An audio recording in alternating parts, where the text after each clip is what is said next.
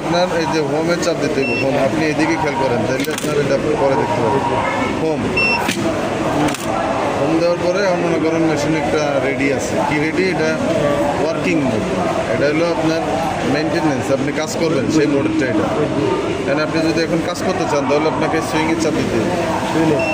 সুইংয়ের চাপ দিলে কালারটা চেঞ্জ হয়ে আপনার ব্লু কালার হবে।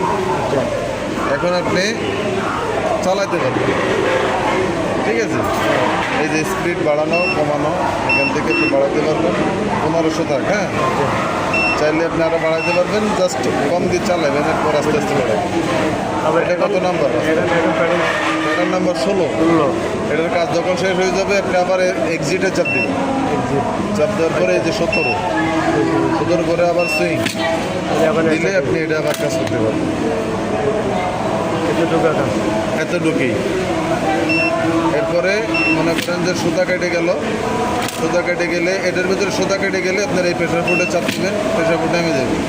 সুতা লাগাইবেন, আবার চাপ দিবেন, আবার হোম দিবেন, উঠে যাবে।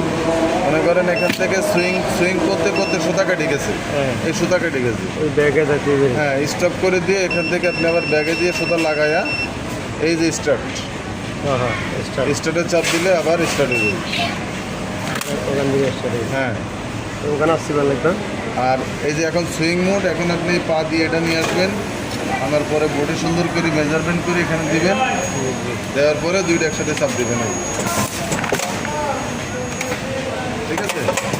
দুইটা একসাথে চাপ দেবেন। আপনার এখানে যদি কোনো প্রবলেম হয় এটা স্টপ করে দেবেন, এটা দিয়ে সাথে সাথে।